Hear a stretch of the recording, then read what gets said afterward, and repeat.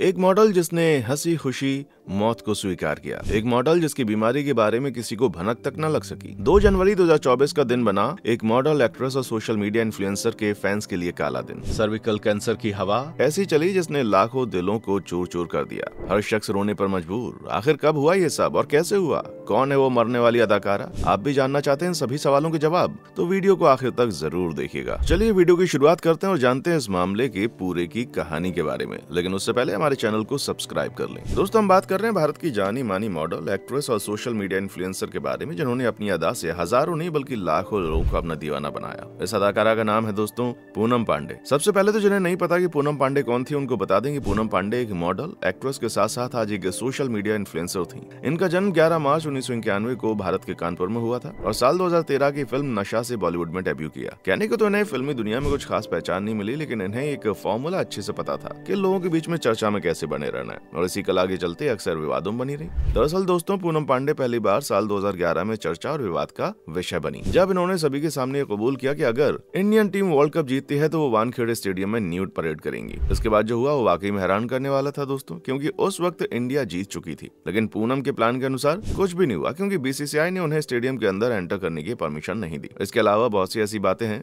पूनम पांडे की जिनसे अक्सर लोगों के बीच में चर्चा का विषय रहती है। इतना ही नहीं दोस्तों, इस मामले में इन्होंने अपने पति तक को नहीं छोड़ा। दरअसल साल 2020 में इन्होंने अपने बॉयफ्रेंड सैम से शादी कर ली। कुछ दिनों के बाद इन्होंने अपने पति पर उत्पीड़न का आरोप लगाया और केस दर्ज कर दिया। हालांकि कुछ दिनों के बाद इन दोनों का पैचअप हो गया। यहाँ भी लोगों ने यही कहा कि लोगों के बीच में चर्चित रहना है, इसलिए किया उन्होंने ऐसा। 2 जनवरी 2024 के दिन पूनम के इंस्टाग्राम अकाउंट पर एक ऐसी खबर पोस्ट हुई जिसने सभी को हिलाकर रख दिया। वैसे दोस्तों, आज के टाइम में जहाँ सोशल मीडिया में ऐसे ही शायद किसी से कोई खबर बाकी रह जाती हो, लेकिन फिर भी जिन्हें नहीं पता उनको बता दें, 2 जनवरी के दिन Instagram account Poonam Pandey real, जो कि पूनम पांडे का असली अकाउंट है, उस पर एक पोस्ट की गई जिसमें लिखा हुआ था, आज का दिन यानी 2 जनवरी का दिन हमारे लिए काफी दुखद साबित हुआ, क्योंकि हम सभी के दिलों पर राज करने वाली पूनम पांडे आज सुबह इस दुनिया को अलविदा कहकर चली गई हैं। ये खबर सुनने के बाद तो जैसे मानो सभी के पैरों तले जमीन खिसक गई और न्यूज से लेकर सोशल मीडिया तक, सोशल मीडिया से लेकर हर घर तक ये खबर पहुंच गई। 32 साल की उम्र में पूनम पांडे इस दुनिया को अलविदा कह चुकी हैं। हालांकि कुछ लोग थे जो उनकी मौत को सच नहीं मान रहे थे, क्योंकि इन्होंने पहले भी कुछ ऐसी हरकतें की हैं जिन पर यकीन करने का मतलब अपने आप को बेवकूफ बनाना,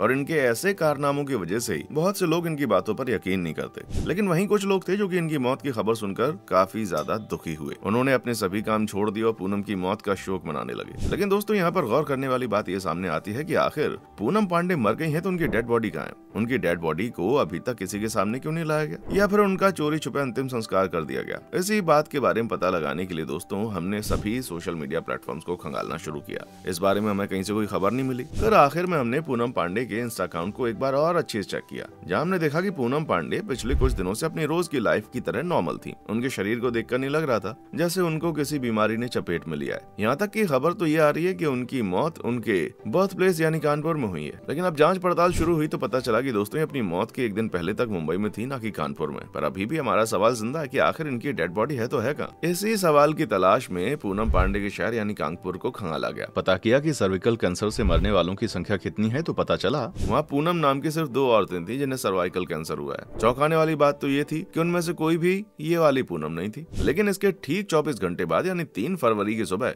पूनम पांडे के इंस्टा अकाउंट पर एक और पोस्ट हुई, जैसे देखकर हम तो क्या मतलब न्यूज के साथ साथ सभी सोशल मीडिया के यूजर्स झूठे साबित हो गए। I'm alive. I didn't die because of cervical cancer.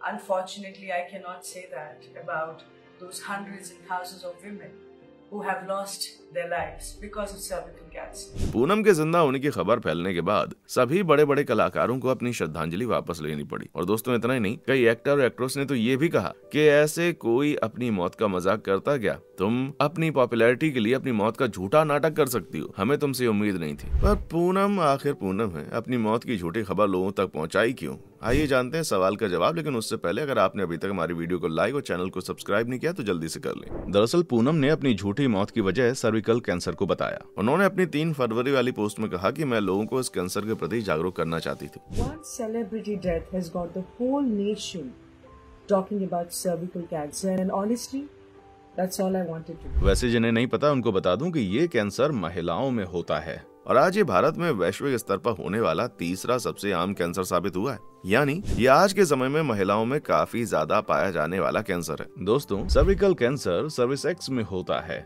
जो कि गर्भाशय का सबसे नीचे का भाग होता है। इसके फैलने का कारण होता है HPV यानी ह्यूमन पैपिलोम वायरस। ये वायरस शारीरिक संबंध बनाने के दौरान फैलता है और भारत में हर साल 1 लाख से ज्यादा महिलाएं सर्विकल कैंसर से पीड़ित होती हैं। ये कैंसर बीते सालों में महिलाओं में इतनी तेजी से फैला है कि सरकार भी अब इसको लेकर चिंतित है। Our government will encourage vaccination for girls in the age group of 9 to 14 years for prevention of cervical cancer. कहने को तो इस कैंसर के खिलाफ पूनम ने जो जागरूकता दिखाई है ये कुछ हद तक सही साबित हुई है, क्योंकि उनके मैसेज के बाद कई लोगों ने इस कैंसर के बारे में सोशल मीडिया पर जानकारी ली।